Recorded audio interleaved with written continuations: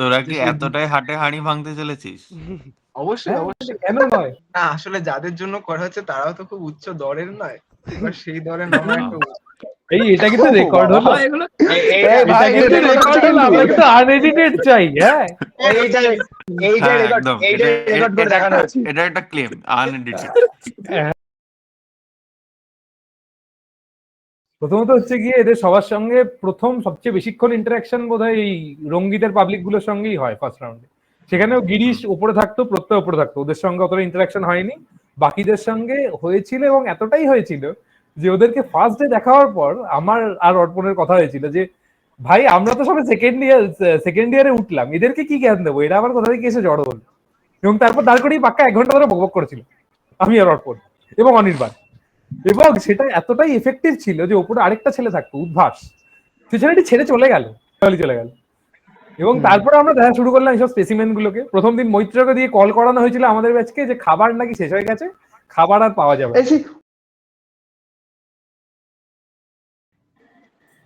লাইব্রেরিতে 2020 ব্যাচের কেউ আসতো না মৈত্র ছাড়া, তো আর কিছু বলার নেই, তো কি বলবো। তো মৈত্র কোথায় কম ইন্টারেস্টিং একটা ক্যারেক্টার, তুই বল মৈত্রকে নিয়ে। সেকেন্ড ইয়ারে মৈত্র ডিপি বলছি কি হবে, সিভি সিভি দেখে পাগল হয়ে গেছে। ভাই তুই সিভি কে বাবা, বানিয়ে দিলি? লিখেই রে যাচ্ছে। বাপ রে বাপ, লিখেই যাচ্ছে। বলছে দাদা 3 দিন হয়ে গেল, 3 দিন সিবি লিখছি। হ্যাঁ, 3 দিন 3 হয়ে দিন। গেল, বলছে এখনো লিখছি। তুমি পাশের ঘর।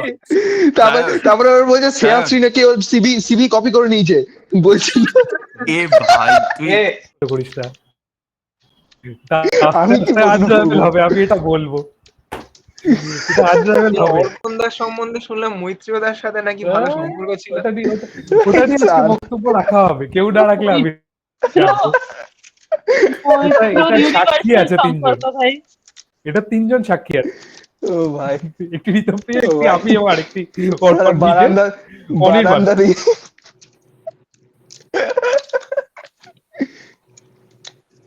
হ্যাঁ, আজ ওরা বলছিল যে মৈত্রীয়দার সাথে মানে তোমাকে একবার নাকি তুমি ঘরে ছিলে না, তালা বন্ধ, তবুও মৈত্রীয়দা দরজা ধাক্কা যাচ্ছে অর্পণদা বলে।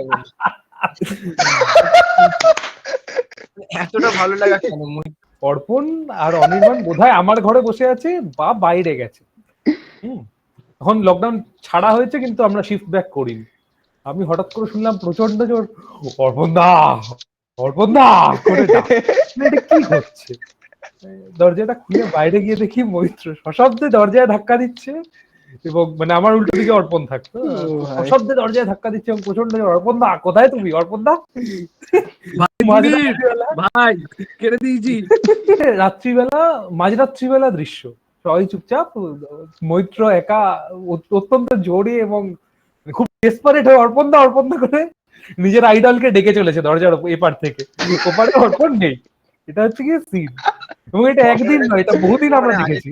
আগে থেকে চিনতে হঠাৎ করে 1 মাস 2 সপ্তাহ 3 সপ্তাহ ছাড়া একবার করে মেসেজ করবে, বলবে বিয়ে করব, আজকে আমি বিয়ে করব।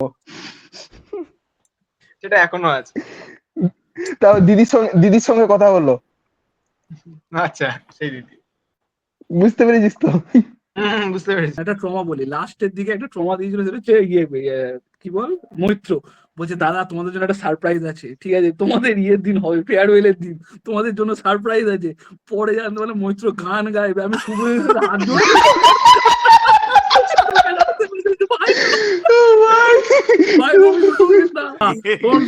মৈত্র প্রপোজ করেছিল, ঠিক আছে, আই লাভ ইউ, ঠিক আছে।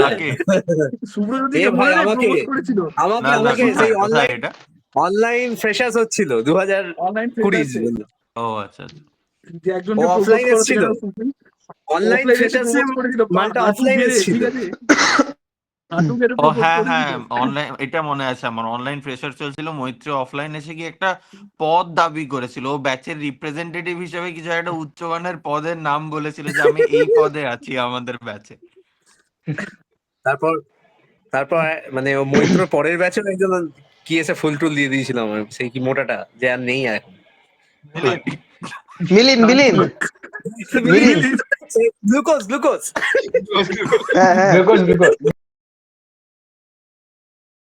হ্যাঁ, সেই ফ্রেশার্স এর কথা আমার মনে আছে, সায়ন বৃষ্টি দিদি বৃষ্টি দিদি।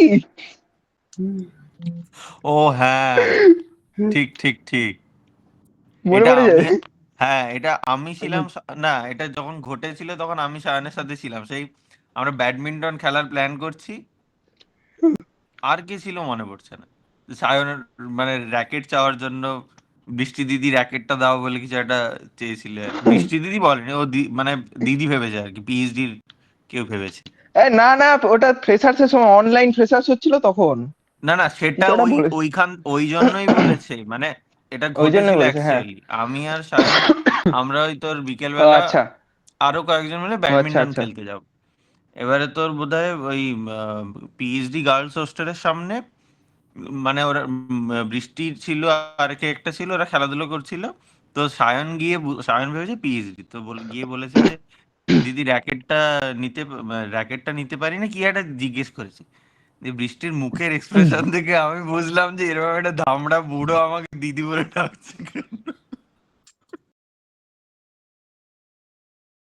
আমার শুধু ওদের ব্যাচের সাথে লাস্টে যেটা মনে আছে সেটা হচ্ছে যে সায়ন্তনের কথা, ঠিক আছে? যে কোর্সের সময় ওই কি বল, শান্ত একটু আরে জোরে বলো, কোর্সের তোমার নাম বল। ভয়েসটা খুব আস্তে আসছে। শান্ত একটু জোরে। Sorry, sorry. ওই আরে কোর্সের নাম বল না। লাইট ম্যাটার ইন্টারাকশন, ঠিক আছে? একে তো আমি ক্লাস যেতাম না, ঠিক আছে? আমরা তিনজনের মধ্যে আমরা কেউ ক্লাস যেতাম না। আমি, এখন কেউ যায় না, এখনো কেউ হ্যাঁ যায় না। ঠিক ঠিক, শোন শোন শোন শোন। দিয়ে পরীক্ষার আগের দিন, পরীক্ষা সারা রাত আমরা বসেছি পড়তে। রাত তখন কত হবে, এই 12:30 একটা পেরিয়েছে হয়তো, এরকম সময় 1টা 1:30 বাজে, ঠিক আছে? পরের দিন পরীক্ষা সকালে। সায়ন্তন ফোন করে বলছে আমি একটু আসবো। অনির্বাণকে জিজ্ঞাসা করছি যে আমি কি একটু আসবো, আসতে পারি? অনির্বাণ বলছে গেম খেলতে আসবো হয়তো এমনি, ঠিক আছে? এসছে, এসে বলছে আমার না কালকে পরীক্ষা। আমি বলছি তাহলে আমরা কি করবো, আমরা তিনজন কি করতে পারি তাহলে, ঠিক আছে? বলছে আমি এই কোর্স নিয়েছি। আমি বলছি, এই কোর্সটাই? এবারে সেদিন জানতে পারলাম যে ওই কোর্সটাতে এনরোল, ঠিক আছে? সেটা আমি জানতে পারলাম সেদিন। ভাই ওইটা হচ্ছে আমার সেরা, মানে বিকেল 5টায় লাঞ্চ আর ভোর 5টায় ডিনার। এটা শান্তনের রেগুলার রুটিন। এটার জন্য শান্তন রঙ্গিত থেকে হ্যাঁ। জম্বি নাম পেয়ে এসছে। ও আচ্ছা আচ্ছা। এবং এটা শুধুমাত্র মানে এটাও এক্সট্রিম ভার্সনটা নয়। একদিন সায়ন্তনের ঘর থেকে হঠাৎ করে দেখা গেল একটা ছেলে বেরোচ্ছে। আমরা কোনোদিন সায়ন্তনকে দেখিনি, কারণ কি সুস্থ মানুষের টাইমিং এ সায়ন্তনকে দেখা যায় না। রাত্রির ঘন হলে সায়ন্তন দরজা খুলে বেরোয় শীত কাটার পর।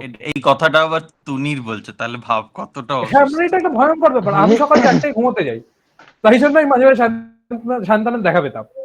তো সায়ন্তন দরজা খুলে বেরোলো এবং ঘর থেকে মানে মনে হচ্ছে বিষ পচা গন্ধ, মানে যে কোনো লোক সামনে দাঁড়ালে মারা পড়ে। বিষ পচাটা কিরকম পচা? সে বিভৎস জিনিস, তুই কনসিডার করতে পারি না। তুই ভাববি যে জিনিসপত্র পচিয়ে কম্পোস্ট করার পরে যদি কোনো ভার্সন থাকে তাহলে সেইখানে সায়ন্তন পৌঁছে গেছে। তো কি হলো ব্যাপারটা, আমরা ঘর থেকে দেখলাম সায়ন্তনের টিফিন ক্যারিয়ার বার করে ফেলে দিল ডাইরেক্ট ডাস্টবিন। সেটাতে নাকি ওর 2-3 মাস আগে কেনা একটা রাবড়ির প্যাকেট ছিল, এবং সেটা 3 মাস ফ্রিজে রাখা পচেছে। এবং সেটাও সকালবেলা পরের দিন সবাই যখন দাঁত মাজতে যাচ্ছে তখনও ওটা ডাস্টবিনের মধ্যে ফেলে দিয়ে চলে যায়। সারাদিন সেদিন আর লোকে ঘর থেকে আইদার বেরোয়নি অথবা ওই ইয়েতে হাঁটেনি, ফলে আর কেউ হাঁটেনি, কারণ কি এত ভয়ানক গন্ধ বেরোচ্ছিল, যতক্ষণ না ক্লিয়ার হয়েছে ওখান দিয়ে হাঁটা যাচ্ছিল না। আর একটা ছেলে আছে, তার নামে বল, ইংলিশ গান করতো বসে ওয়াশিং মেশিনের সামনে। ম্যাগি।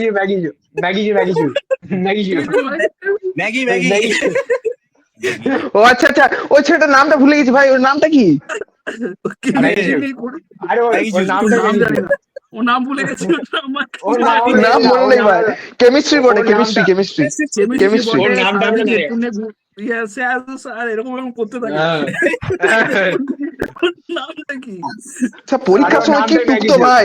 পরীক্ষার সময় বিশাল টুকতো টুকতো। এইটা বলবি ভাই, এইটা বলবি।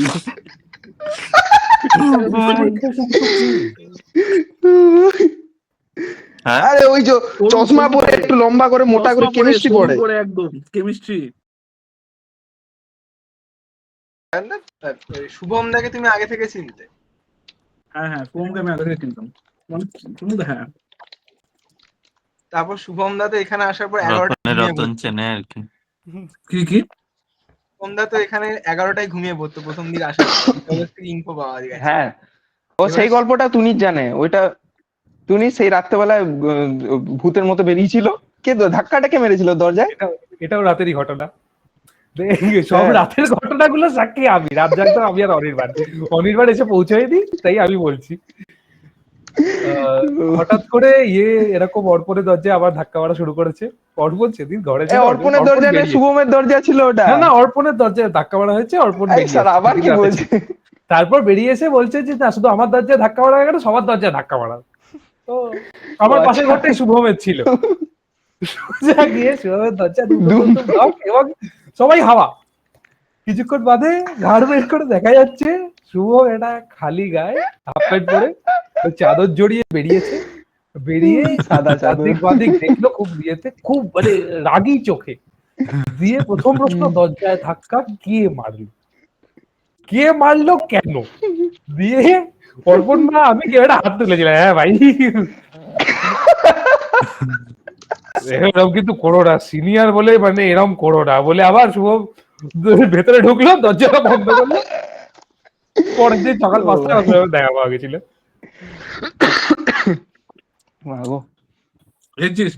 দেখ সুকল্প, দেখ এই শান্ত ছেলে, এরা 4 জন রঙ্গিতে থাকতো। আমরা ভালো ছেলে যারা সুবর্ণরেখায় থাকতাম, আমি ঋতপ্রিয়, আচ্ছা ওকে আমরা ওকে। আসিফের ঘরে গেলে মনে হতো কেউ মরে গেছে, শালা সব সাদা, পায়জামা সাদা, এ সাদা, ভেতরে সব সাদা, আমি প্যান্ট খুললে সাদা বেরোবে।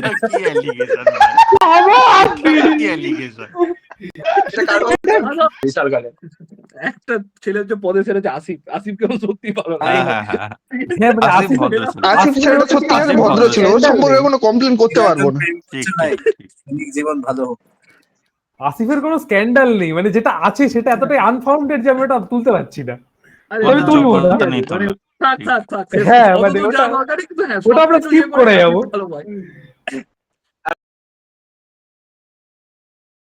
থেকে ফেভারিট মানে প্রিয় পাত্র হচ্ছে সুরজিৎ, বিশেষ করে সরস্বতী পুজোর চাঁদা তোলার সময় একটা খ্যাক্সটারের মতো হাসি দেয়, করে একটা খ্যাক্সটারের মতো হাসি। এটা হচ্ছে টিপিক্যাল সুরজিৎ ফিচার, যা বলবি একটা খ্যাক্সটারের হাসি। আমি সুরজিতের সাথে আমার অ্যাডেড ফিচারস গুলো বলার দরকার নেই, কোন রকম অ্যাডেড ফিচারস গুলো বলার দরকার নেই। সুরজিতের সাথে আমার মনে হয় আমাদের সবারই মানে সব মানে প্রথম ইন্টারাকশনটা হয়েছিল যেটা অত্যন্ত বিরক্তিকর ছিল, সেটা হচ্ছে সরস্বতী পুজোর চাঁদা তোলার জন্য কেন জানি না পিএসসি দাদারা ওকে অ্যাপয়েন্ট করেছিল। এক্স্যাক্টলি আমি এই কথাই বলতে যাচ্ছিলাম, পড়ে গেছে মানে। আমি তো ভাবলাম এটা করা হচ্ছে সুরজিৎকে খিস্তি দেওয়ার জন্য। নিশ্চয়ই ওই একমাত্র ছেলে যাকে সিনিয়র জুনিয়র সবাই খিস্তায়। মানে হচ্ছে ডিভাইডেড বাই ইয়ার, ইউনাইটেড বাই সুরজিৎকে খিস্তি। একদম। তুমি আগে সুরজিৎ দাকে গাল দিতে মাঠে প্র্যাকটিস করতে আসতো না, ক্রিকেট খেলে না বলে। এখন সকাল 6টা থেকে প্র্যাকটিস হয়, রুদ্রদেবকে রুম থেকে তুলে নিয়ে যায়, বুঝেছো? ও দিদিদা, তুমি আর সুরজিৎ দা এদের দুজনের, তোমাদের জামার জন্য তোমরা বিখ্যাত। তোমার সেই হলুদ ছেঁড়া জামাটা, সুরজিৎ দা সেটা সুপারম্যান লেখা এস জামাটা, মানে হোস্টেলের যদি কাউকে জামা দিয়ে চিনতে হবে, তোমরা দুজনেই কিন্তু সেরা। তো সেটা কি তোমার থেকে শিখেছিল কিনা জানি না, অনেক কিছু তোমার মতো আছে। দাঁড়াও, এখন কোন একটা বৌদির সঙ্গে কথা বলছে। ধরো ফেস্টের যে প্রিপারেশনস গুলো হয়, মানে ধরো আগে 1 মাস আগে থেকে আমরা ধরো প্রায় নেমে পড়ি। ওদের ব্যাচের পার্টিসিপেশন কেমন ছিল, এবং তোমরা কি ডাকলে পেতে নাকি ডাকলে আরো অকাজ বেশি? ভাই আমি বলছি তোকে একদম এক্সাক্ট কথাটা বলছি সুকল্প। আমার এখন অব্দি যতগুলো দেখা আমাদের সিনিয়র ব্যাচ কাজ করেছে আমাদের থাকাকালীন, আমাদের জুনিয়র ব্যাচ কাজ করেছে, তার জুনিয়র সবাই কাজ করেছে, আমাদের ব্যাচকে আমি জীবনে কোনদিন কাজ করি না। তবে এখানে ওই সুরজিৎ আছে, মালটা কোনো কাজ করতো না, মালটা প্রতিদিন দেখতো সাইড দিয়ে কাজ হচ্ছে, মুখটা ঘুরিয়ে এবারে প্রচুর খেটেছে, এবারে প্রচুর খেটেছে আমার সাথে প্রচুর কাজ করেছে। 5 বছরের একবারে সুদে আসলে করে দিয়েছে। হ্যাঁ এবারে একদম পুরো 3:30 অব্দি রাত আছে, 9টা থেকে চলে আসছে, খুব ডেডিকেশন দেখিয়েছে এবার।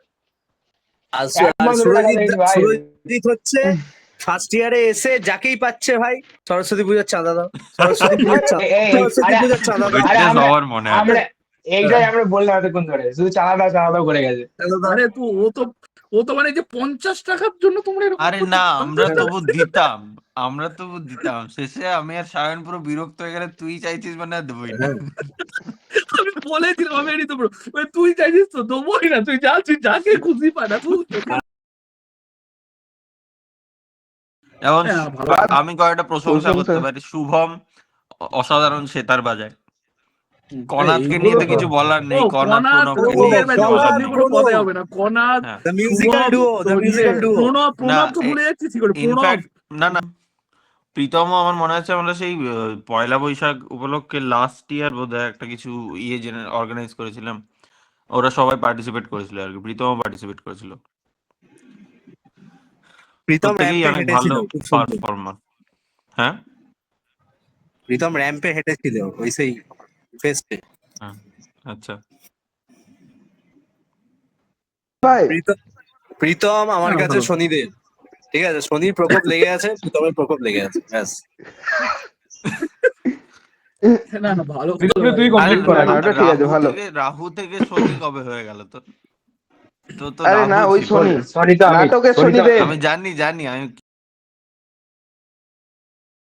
প্রত্যয়ের সাথে আমার ইন্টারাকশন হচ্ছে আম পাড়াতে। ওর সঙ্গে আমি একসাথে আম পাড়তাম। আর যে যতগুলো আইএসএ গাছ দেখছিস আম গাছ, সেই গাছটা আমরা একসাথে আম পেড়েছি। এইটা শুধু ওর সাথে আমার ইন্টারাকশন। প্রত্যয়ের সাথে ইন্টারাকশন হচ্ছে 5th ফ্লোরে রুম পেয়েছিল তমোয়াল আর ওই অর্ণবদা বলে একজন ছিল তার সাথে। তো প্রথম ইন্টারাকশন হচ্ছে দরজায় নক করলাম, ভাই আমি ভেবেছি কয়ে বুড়ো চলে এসছে, ভাই মাস্টার্স পিএইচডি হয়তো ঢুকিয়ে দিয়েছে। দাদা এইটা ফাদা আমিও বলে দিয়েছিল। ভেবেছিলাম। দাদা ঠিক, দাদা বলে দিয়েছিলাম, দাদা বলটা ভেতরে ঢুকে গেছে, বলটা দাও। ব্যাস, তারপর বুঝলাম যে সালা টাক নিয়ে এছাড়া একটা বাচ্চা এসছে। ভাই বিতান ট্রিট দিয়েছিল বার্থডে সেরা, এখনো থ্যাংক ইউ ফর দ্যাট। তবে আর দেয়নি, সেটা আর তার জন্য ভাই কি বললাম না। থ্যাংক ইউ ভাই, তুই ওকে এখনো থ্যাংক ইউ বল। তুই ওর ইউটিউব প্রিমিয়ামটা এখনো ফ্রি ইউজ আর করিস। ওটাই আরেকটা জিনিসের খুব বিতান যদি শোনে ওকে বলবি ক্যান্সেল করে দে ইউটিউব প্রিমিয়াম। ইউটিউব প্রিমিয়াম এখনো ইউজ করি না, ও কেটে দিল, তার জন্য আমার ওর প্রতি একটু সম্মান কমে গেছে। আচ্ছা আচ্ছা, নেগেটিভ। এছাড়া বিতান এবং আমাদের সায়ন্তন একটা ল্যাপটপে গেম খেলতে বসতো, এবং কিভাবে বসতো, ল্যাপটপটা ছিল বহু পুরনো, i3 বরং কিছু একটা। সেই ল্যাপটপটায় গামছা ভিজিয়ে কুলিং করা হতো, কারণ কি গেমটা ক্রাইসিস চলবে না তাতে, এবং ওরা সেটা খেলবেই। এই অবস্থা ওদেরকে আমি গেমিং করতে দেখেছি। সেখান থেকে তারপরে বিতান গিরিশদের গ্রুপটার সঙ্গে আমি কিছু কাজ করেছি, যেগুলো নিয়ে আমি বক্তব্য রাখবো না, মানে অথরিটির কাছে কানে গেলে হয়তো চাপই হয়ে যাবে। এবং তার আমি মোটামুটি সব গ্রুপের সঙ্গে কিছু কাজকর্ম করেছি, যেগুলো হ্যাঁ কলেজ লাইফের অংশ। মালটাসি ক্রিকেট প্র্যাকটিস করতে মানে বলতাম যখন আসতে, একদিনে প্র্যাকটিস করতে আসতো না। দিয়ে যেদিন টুর্নামেন্টে যেদিন ম্যাচের তোর ওই সকালবেলা, আমাদের রাত্রেবেলা ম্যাচ হতো, সকালবেলা আর কি দেখছি সেই কড়া রোদের মধ্যে একটা খালি পায়ের সেই মানে ব্যাটও নয়, একটা ওই কি বলে কঞ্চি মতো নিয়েছে, কঞ্চি নিয়ে একবার মানে স্ট্রেট মারা প্র্যাকটিস করছে, রিভার্স মারা প্র্যাকটিস করছে, এই করছে। আমাকে সবাই মানে যারা পিএইচডি দাদাগুলো আছে তারা বলছে যে সেটা বিশাল প্লেয়ার নিচ্ছে। তখন আর কি জানে না নীলাঞ্জন কেমন খেলে, প্রথম তখন লঞ্চ হচ্ছে এরকম একটা ব্যাপার। সেটা বিশাল খেলা দিচ্ছে, দারুণ খেলবে। দিয়ে ওই দিন ম্যাচেই মালটা মনে হয় 0 করে আউট হয়ে গেছে প্রথম বলই, এক বলে শূন্য। এইটা বলেছি না, যাকে আমি ক্রিকেট দিয়ে খিস্তে পারলাম সেই কিন্তু আমাদের মানে টিমের সব থেকে ডিপেন্ডেবল প্লেয়ার ছিল ওপেনার হিসাবে। মানে আমি ওকে খিস্তে পারলাম, কিন্তু মানে বরঞ্চ এটা জানি যে সবাই এখন শিখে গেছে টিভির সামনে কথা বলতে গেলে কিরকম তেল মেরে কথা বলতে হবে। নীলাঞ্জন যেমন অনেক সময় মানে অনেক কম রানে আউট হয়েছে, অনেক ভালো মানে অনেক বেশি রান। আমি সেটাই বলছি, আমি জাস্ট একটা এক্সাম্পল দিলাম যখন আর কি এই ব্যাপারটা হয়েছে, কিন্তু তাছাড়াও ও আমাদের কন্টিনিউয়াসলি ওপেনিং একটা রান তৈরি করে গেছে, অনেক ম্যাচও জিতিয়েছে সেই হিসাবে।